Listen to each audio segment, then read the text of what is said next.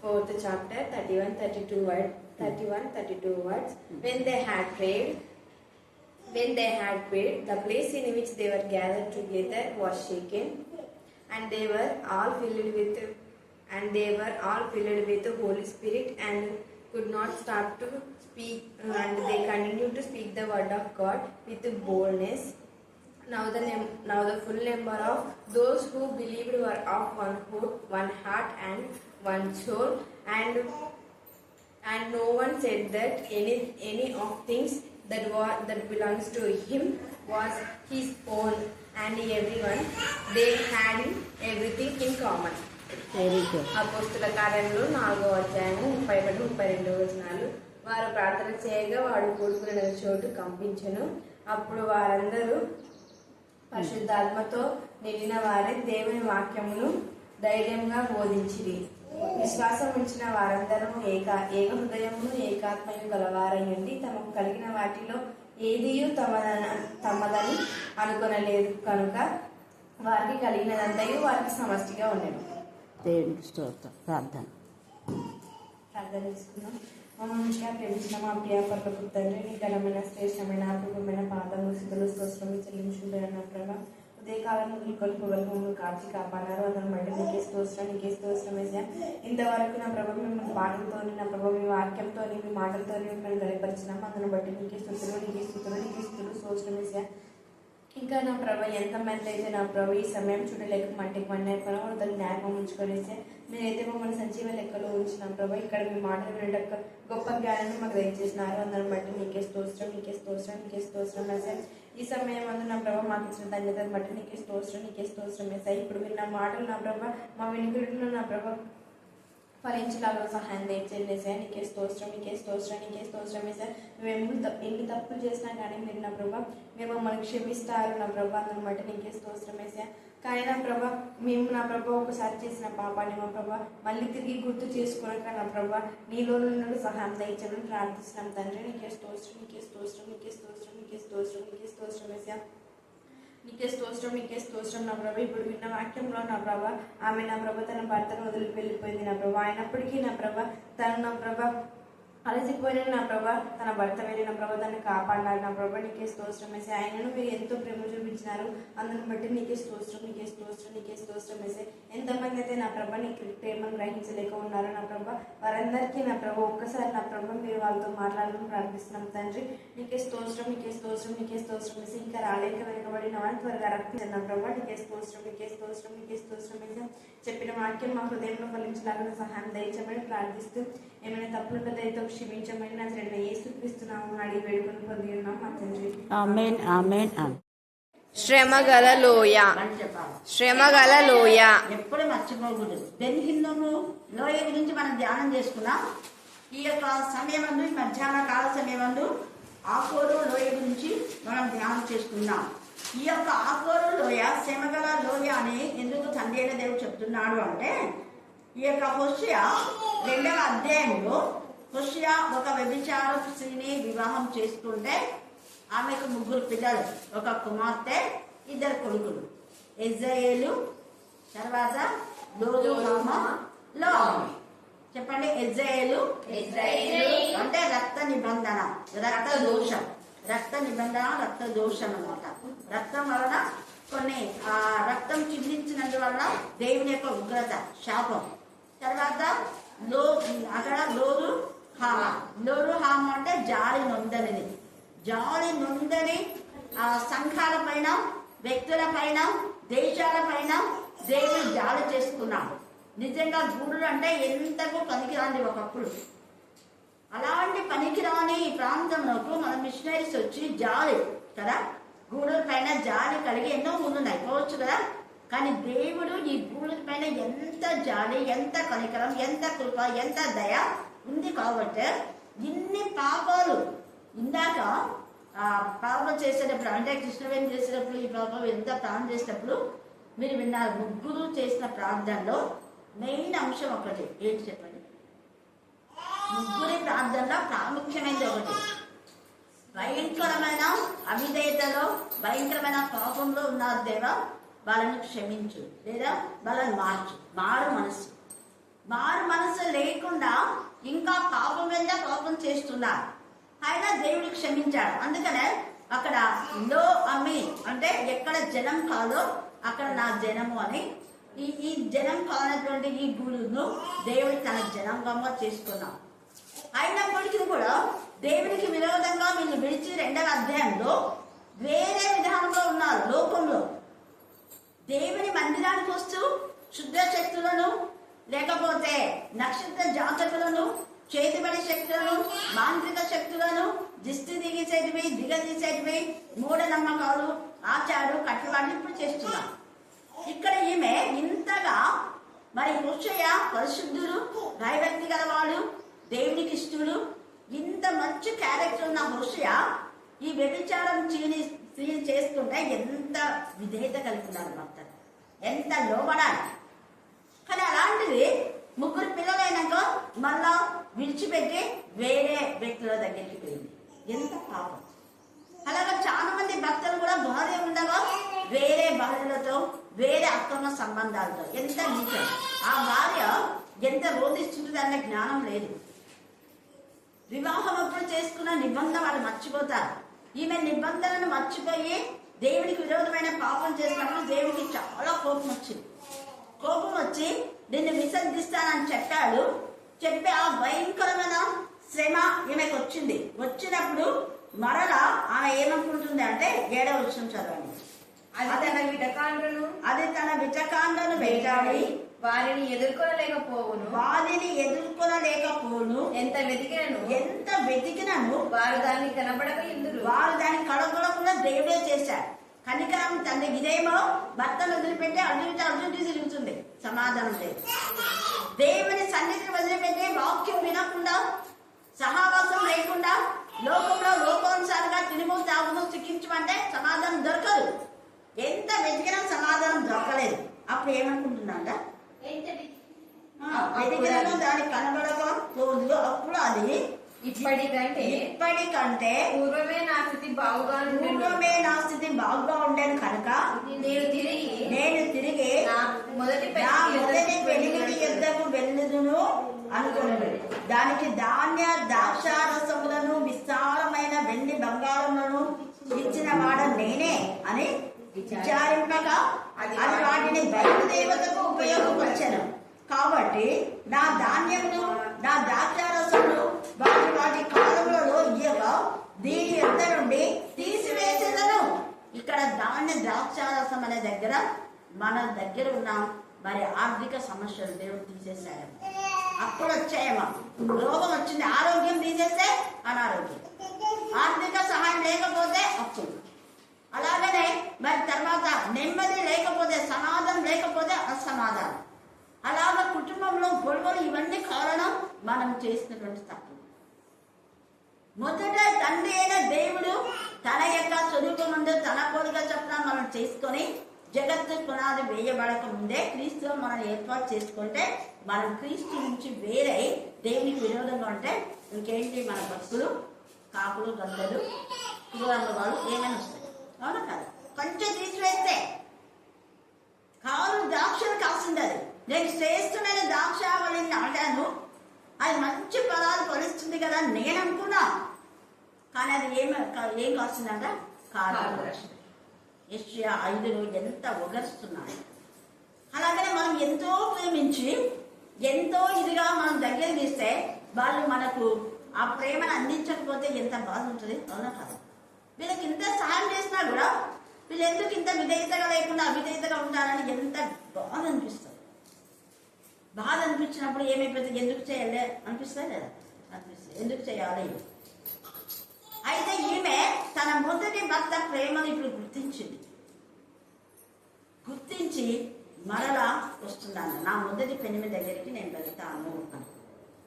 మిగతా వాళ్ళంతా దేవునికి విరోధమైనటువంటి వాళ్ళు.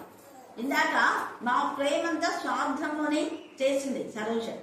ఎస్, మానవులు చాలా మటుకు కొంతమందే స్వార్థాన్ని చూసుకోకుండా, స్వార్థం లేకుండా ప్రేమిస్తూ ఉంటారు.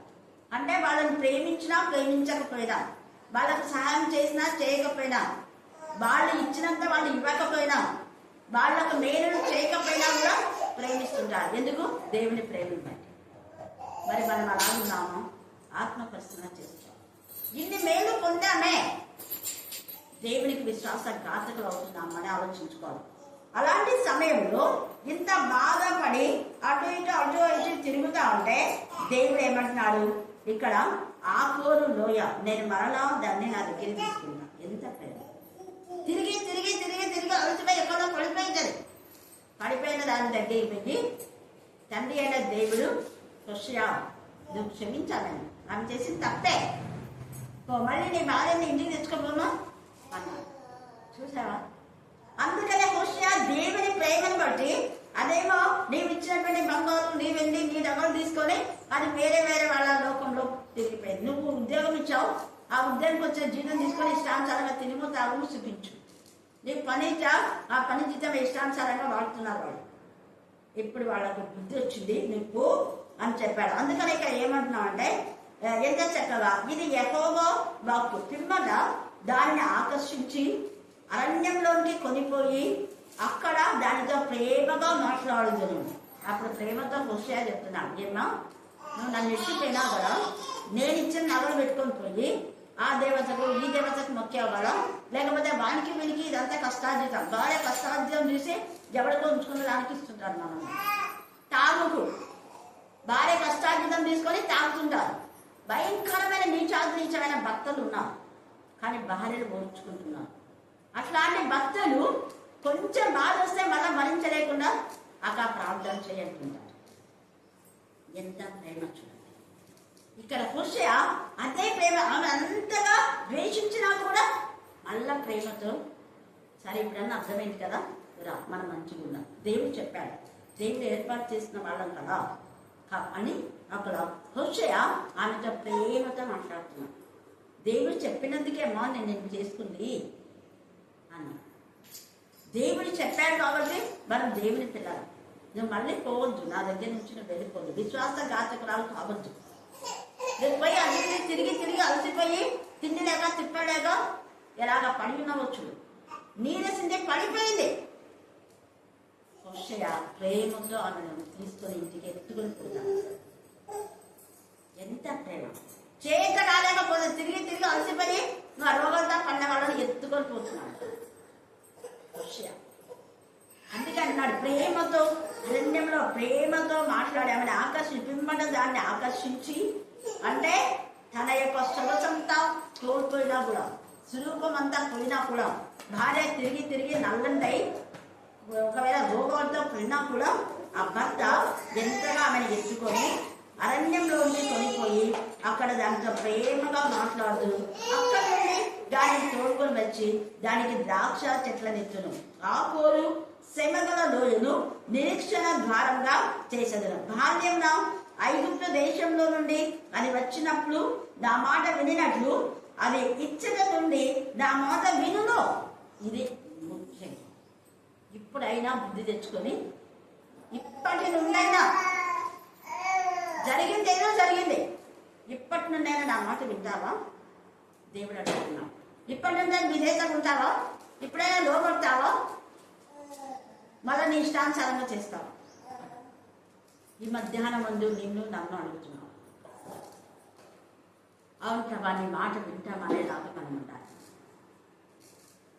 అందుకని ఇక్కడ ఇప్పటి నుండైనా నా మాట విని, ఎంత బాగా చెప్తున్నారు చూడండి. అది ఎంత ఇప్పటి నుండి అంటే ఎంత ఓర్చుకున్నాడు తండ్రి అనేది. అలాగని హోషేయ ఎంత ఓర్చుకున్నాడు. కొందరి భర్తలు ఎంత భార్యలు ఇష్టానుసారంగా చేసినా ఓర్చుకుంటుంటారు. కానీ అలాంటి భర్తలు మళ్ళా నా ఇష్టానుసారంగా మాట్లాడే భార్యలు కూడా ఉన్నారు. దేవుళ్ళు ఎక్కడుంటారు? అక్రమ సంబంధాలు లేకుండా, తాగుడు అనే మరి వ్యసనం లేకుండా మంచిగా ఉండి భార్యను ప్రేమించే భర్త పైన ఇష్టానుసారమైనటువంటి సాడీలు చెప్పే భార్యలు కూడా ఉన్నారు. ఎలా ఉన్నాం మనం? తండ్రి అయితే ఓర్చుకుంటున్నాడు. హోషేయ తన భార్య చేసిన తప్పులను క్షమించేశాడు. మళ్ళీ ఎక్కడం లేదు. నువ్వు ఆయన దగ్గర పోయినావు, ఈయన దగ్గర పోయినావు, నీ బతికిందే, నేను రానియలే అన్నాడా? అన్నా. ఎంత ప్రేమ! దేవుని ప్రేమను బట్టి ప్రేమిస్తున్నాడు. దేవుడు నిన్ను శుద్ధి చేస్తున్నాడు. నీలో నేను పరిశుద్ధతను చూస్తున్నా. నువ్వు నాకు ఇష్టమైన దానివే. కానీ నువ్వు ఇప్పటి నుంచైనా లోపలి, ఇప్పటి నుంచైనా మంచిగా ఉండు, ఇప్పటి నుంచైనా విధేయతగా ఉండు. అందుకే ఇప్పుడైనా యోబేలు 2వ అధ్యాయంలో 12వ వచనం చదవండి. ఇప్పుడైనా అనే మాట ఎంత బాధాకరంగా ఉంది. ఇప్పుడైనా ఇంతవరకు మీరు నా కోసం ఉపవాసం ఉండాలి. మీ ఇష్టానుసారంగా తిండి లేకుండా ఉపవాసం ఉండేది కాదు. లావ్ అయినామని ఉపవాసం ఉండేది కాదు. చాలా మంది లావ్ అయినామని డైట్ మెయింటైన్ చేస్తుంటారు. అది ఉపవాసం అనిపించుకోదు. లేదా ఇంట్లో చేసుకొని తినలేక ఉపవాసం ఉండేది ఉపవాసం కాదు. అన్ని ఉండి తినలేని పరిస్థితి ఉంటే ఉపవాసం అనిపించదు. నిజమైన ఉపవాసం దేవుడి కోసం అంటే అర్థమైంది వాక్యం కొరకు. వాక్యం ఫలించాలని, మన ఇంట్లో మన పిల్లల లక్ష్యంలో ఎదగాలని ఉపవాసం ఉండాలి. అట్టి ఉపవాసమే దేవుడికి ఇష్టమైన ఉపవాసం. ఉద్యోగం రావాలని ఉపవాసం ఉండేది, పెళ్లి కావాలని ఉపవాసం, పిల్లల కోసం, అది అసలు నిజమైన ఉపవాసమే కాదండి నన్ను అడిగితే. మన ఉపవాసము దేవుడితో సహవాసం, దేవుడితో అనుబంధం. దేవ ఎక్కువ ఈరోజు నీకోసం పాడవాలి. ఎంత చక్కగా అందరు పాడారు మంచిగా. దేవా నీకోసం ప్రార్థన చేయండి, సరిగ్గా గడపండి. నీ వాక్యం వినాలి ప్రభు, నీ వాక్యం అర్థం చేసుకోవాలి, నీ వాక్యం నేను చెప్పాలి ప్రభు అని ఉపవాసం ఉండాలి. అందరు చెప్తున్నా, నేను చెప్పలేకపోతున్నా, చెప్పే శక్తి నాకు ఈ ప్రభు. ఆత్మ వరాలు, ఆత్మ ఫలాల కోసం, పరిశుద్ధ ఆత్మ కోసం మనం కనిపెట్టమన్నాడు తండ్రి అయిన దేవుడు. అందుకు ఉపవాసం ఉండాలి. నన్ను శుద్ధి చేయి ప్రభా, నన్ను పరిశుద్ధ పరచుదేవా. ఇంకా నాలో నీకు ఏదైనా ఇష్టం ఉంటే దాన్ని తీసేసి ప్రభా. చేదైనా వేరు, ఏదైనా మలిచి దాన్ని కలవరపరచండి. అందుకు మనం ఉపవాసం ఉండాలి. ఇప్పుడైనా మీరు నా మాట వింటారా? ఇప్పుడైనా విధేయతగా ఉంటారా? మీ భక్తులు మార్చుకుంటారా అని అడుగుతున్నాను తండ్రి అయిన దేవుడు. ఇప్పటి నుంచి అది నా మాట వినును అంటున్నాడు. ఖచ్చితంగా వింటాను. మళ్ళీ ఏమంటుందంట? నీవు బయలు అని నన్ను పిలవక, అది ఇచ్చట నుండి నా మాట విను, నీవు బయలు అని నన్ను పిలవక, నా పురుషుడవని పిలుతు. నా పురుషుడు అని పిలుతు. నా పురుషుడు నా దేవుడవు, నా యజమానుడవు. నీ భర్తతో అంటున్నావా, నువ్వు నా యజమానుడు, నా ప్రియమైన భర్త? ఎప్పుడైనా అన్నావా నీ భర్తతో? నా ప్రియమైన భార్య ఎప్పుడైనా అన్నావా? దేవుడు అన్నమంటున్నాడు. నా పురుషుడవని నువ్వు అంటానంటున్నాడు. అంటే భరించేవాడు. భర్త అంటే భరించేవాడు. భర్త అంటే బాధ్యత వహించేవాడు, భారం ధరించేవాడు, బాధ్యత వహించేవాడు, సమస్తమైనవి అవసరాలు తీర్చేటటువంటి వాడు భర్త అంటే. తండ్రి అయిన దేవుడు అంటున్నాడు కదా 2వ కొరింథీ 11:1-2 పరిశుద్ధమైన కన్యకగా మనం ప్రదానం చేశారు. సర్వ పూర్తితో మన శోధించకుండా చూసుకోవాలి. పరిశుద్ధమైన కన్యకగా ప్రదానం చేసుకున్నాం. తండ్రి అయిన దేవుడికి మనం ప్రధానం చేయబడి ఉన్నాం. ప్రధానమైన కన్యకగా, పరిశుద్ధమైన కన్యకగా, దేవుడికి ఇష్టమైన కన్యకగా, దేవుడు కోరుకున్నటువంటి జీవిత లక్షణాలు మనలో ఉండాలని యేసయ్య ఎంతగా ఇష్టపడుతున్నాడు. యేసయ్య ముళ్ళ పొదల, పాపమనే ముళ్ళ పొదల్లో ఉన్న మనల్ని తన చేయికి ముళ్ళు పుచ్చుకొని రక్తం కారుతున్నా వదిలిపెట్టలేదు. ముళ్ళలోకి ముళ్ళు కాళ్ళ గుచ్చుకున్నా రక్తం కారుతున్నా వదిలిపెట్టలేదు. ఆ ముళ్ళలో నుంచి మనం బయటికి తీశాడు. అందుకనే యేసయ్య శరీరం అంతా గాయమైన, అంత అవమానం నిందలు పొందుతున్నా కూడా దేవుడి కుమారుడని వీధులలో ఇష్టానుసారంగా ఆయన తన్నుతూ గుద్దుతూ ఉమ్మివేస్తూ ఉంటే, నా కోసం ఏడవద్దన్నమ్మా. ఎందుకోసం ఏడాలో? మీకోసం. మీ పిల్లలు సరిగ్గా లేదు తల్లి. మీ పిల్లల కోసం దేవుని భయమే లేదు. మీ పిల్లలు సరి చేసుకోండి. వాళ్ళు నరకానికి పోతారు. వాళ్ళు నరకానికి పోతే నీదే బాధ్యత. నిన్నే అడుగుతావు లెక్క. నీకు ఇచ్చిన పిల్లలు నేను ఇచ్చిన బహుమానం. మరి నా బహుమానాన్ని మీరు నాకు ఇవ్వాలి కదా. నా బహుమానం నాకు ఇవ్వకుండా అపవాదికి ఇచ్చేస్తే వాడు తీసుకుపోయి నరకంలో పడేస్తారు. నీ పిల్లలు అపవాదికి ఇస్తున్నావా? సింహం నోట్లోకి పంపిస్తున్నావా నీ పిల్లలు? అగ్ని గుండంలోకి పంపిస్తున్నావా నీ పిల్లలు? సరిదిద్దుకునే బాధ్యత తల్లి. దేవుడు అడుగుతాడు. అందుకనే ఇక్కడ పరిశుద్ధమైన కన్యక అంటున్నాం. మనం పరిశుద్ధమైన బిడ్డగా ఉండాలి. దేవుడికి ఎంత ఇష్టము. ఇక అన్యుల దగ్గరికి అది వెళ్ళదు. నా దగ్గరనే ఉంటుంది, నాతోనే ఉంటుంది, నన్నే అడుగుతుంది. ప్రేమగా నన్నే మరి పిలుస్తుంది. నేను కూడా దాన్ని ప్రేమతో పిలుస్తాను. దానికి నిరీక్షణ లేదు ఇంకా. అంటే అది అంతా కూడా వేరే వేరే పురుషులకు వెళ్ళింది కాబట్టి ఇంకా నా బతికిందే అని అనుకుని పడిపోయింది. మళ్ళీ నా భర్త వస్తాడన్న అది లేదు దానికి. కదా వేరే వేరే వాళ్ళతో తిరిగిన దాని దగ్గరికి యావత్ వస్తాడు రాడు. నిరీక్షణ లేని అప్పుడు దేవుని నిరీక్షణ కాదు. మనం దేవునికి చేయవలసినంత స్థుతి చేయకపోయినా, ఆయనకి ఇవ్వవలసినటువంటి ఘనత ఇవ్వకపోయినా, ఆయనను మహిమపరచకపోయినా, సిలువలో యేసే రక్త నిబంధన బట్టి మనం ఎంత పాపినైనా కరుణిస్తున్నాం, క్షమిస్తున్నాం. ఆకోరు లోయ నిరీక్షణ లేని ఆమెకు నిరీక్షణ కలుగజేశాడు. అబ్రహాము శారా 100 సంవత్సరంలో, శారా 90 సంవత్సరంలో పిల్లలు పుట్టాలన్న ఆశనే లేదు. నిరీక్షణ లేని వారికి దేవుడి నిరీక్షణ. అబ్రహాము దేవుని నమ్మిన అది అతనికి నీతిగా హెచ్చరించబడింది. విశ్వాసం అనేది నిరీక్షణ వారి యొక్క నిజమైన అదృశ్యమైనవి ఉన్నవనే మనం చూడాలి. ఆత్మ లోకంలో మనం చూడాలి. ఈ లోకంలో కాదు. ఈ లోకం యొక్క పరిస్థితులను బట్టి, ప్రతికూల పరిస్థితులను బట్టి మనం అంచనాలు వేయకూడదు. ఆత్మలోకంలో, ఆత్మ పరిధిలో, ఆత్మల వివేకంతో, ఆత్మ జ్ఞానంతో ఆలోచిస్తే దేవుడు నీతో మాట్లాడతాడు. నీ ప్రతి ప్రార్థనకు దేవుడు జవాబిస్తాడు ఖచ్చితంగా. అలాగే మనం 26వ అధ్యాయం ఆదికాండం చూస్తే, ఇస్సాకు మహాకరువు, భయంకరమైన కరువులో ఆయన విత్తనాలు విత్తి నువ్వులంతా పండాలి. 12 నుంచి 15 దాకా చదవండి. ఆదికాండం. ఇస్సాకు ఆ దేశం ఏంటంటే కరువు ఉంది కదా అని వేరే చోటుకు పోలేదు. కరువు ఉందని ఇక నయమే మోయాబుకు పోయి మాధుర్యమైన ఆమె జీవితాన్ని మారవస్తుంది. కానీ కరువు ఉన్నటువంటి ఆ పరిస్థితుల్లో నుంచి, ఆ మోయాబులో నుంచి రూతు నిరీక్షణ కలిగి ఇశ్రాయేలు దేశానికి వచ్చింది. ఆమెకు మళ్ళా భర్త వస్తాడని నిరీక్షణ లేదు, పిల్లలు పుట్టాలని నిరీక్షణ లేదు. కానీ దేవుని ఆశ్రయించింది. ఆమెకు భర్త లేడు, భర్తనిచ్చాడు. చచ్చిపోయిన దాన్ని ఎవరు తీసుకుంటారు? మొగుడు చచ్చిపోతే విధురాలను చేసుకోవడం కష్టం. కానీ పరిశుద్ధులైన పోయాల్సి ఎంత బాగా ఆమెను వివాహం చేసుకున్నాడు. శ్రేష్టమైన కుమారుడు దేవుడు అంటించాడు. పనికెంతగా వెళ్ళింది, అది యజమానురాలైపోయింది. అనేకులకు భర్తను ఏర్పరిచేదిగా దేవుడు రుజువు చేశాడు. కారణం ఒక్కటే, ఆమె దేవుని యందు నిరీక్షణ ఉంచింది.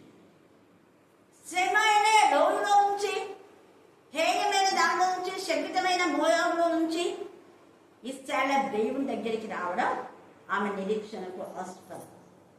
లేని ఉన్నట్టుగా చూసింది. ఇంకా ఆమెకు భర్త లేడు, కానీ దేవుడు సమృద్ధిస్తాడు. ఇశ్రాయేలు దేవుని రెక్కల నీళ్ళకు ఆశ్చర్యించండి. సంపూర్ణ భర్త, పిల్లలు, సమృద్ధి అని వచ్చింది. ఇంకేం తప్పలేదు. అలాగే ఇస్సాకు కూడా ఎంత ఇదిగా అక్కడ కరువు ఉన్నా కూడా అక్కడే ఉన్నారు జనాల్లో.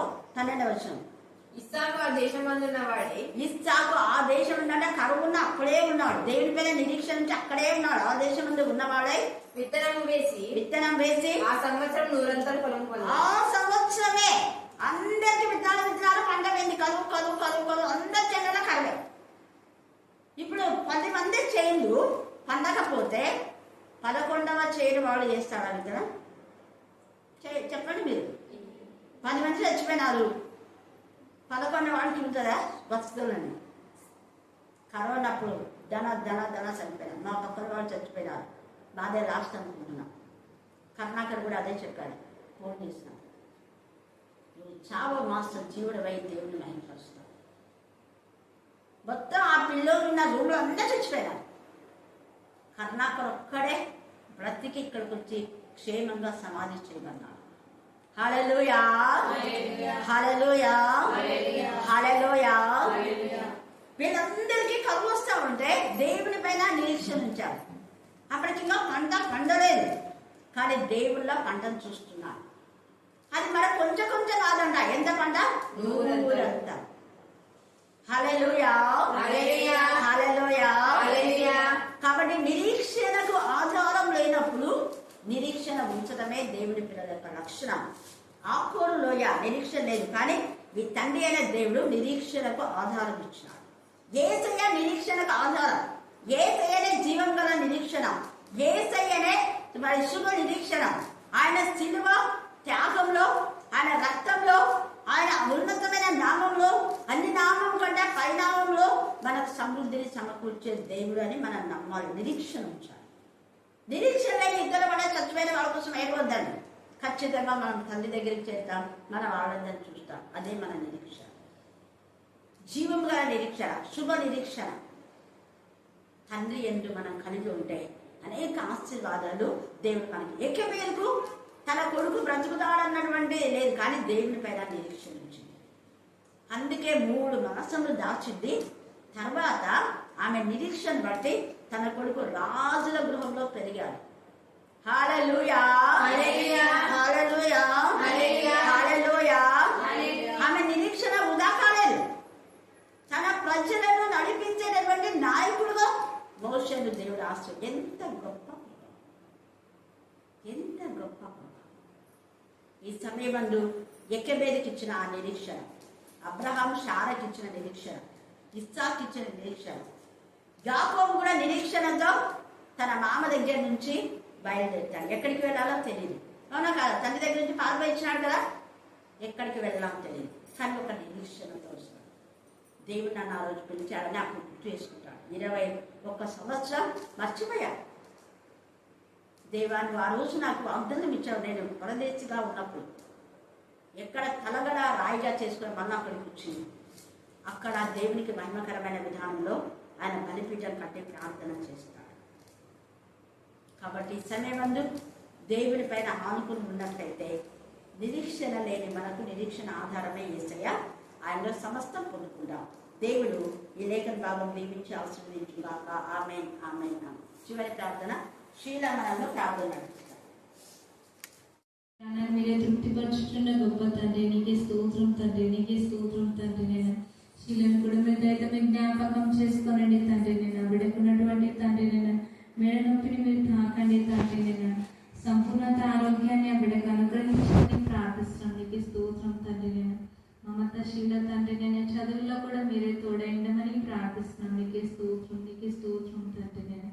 నీకు గొప్ప దేవ వందనాలు చేర్చుకున్నాం తండ్రి నేను. గొప్ప దేవానికి స్తుతి స్తోత్రం తండ్రి నేను. రత్న పట్ల జ్యోతి పట్ల మీరు చూపిన కృపకై నీకు స్తోత్రం తండ్రి నేను. మోషే తాత యొక్క కుమార్తె పట్ల కూడా తండ్రి నేను నీ యొక్క కార్యంలో తండ్రి నేను, ఆశ్చర్యంలో తండ్రి నేను ఊహించేదానికి తండ్రి నేను మా యొక్క ఊహ కూడా తండ్రి అంతనంత రీతిగా ఉంటున్నాయి. అవును తండ్రి నేను నీకే స్తోత్రం తండ్రి. ఏ రీతిగా తండ్రి నేను నీకు స్తుతి చెల్లించినప్పటికీ పొద్దువని. అవును తండ్రి నీకే స్తోత్రం తండ్రి నేను.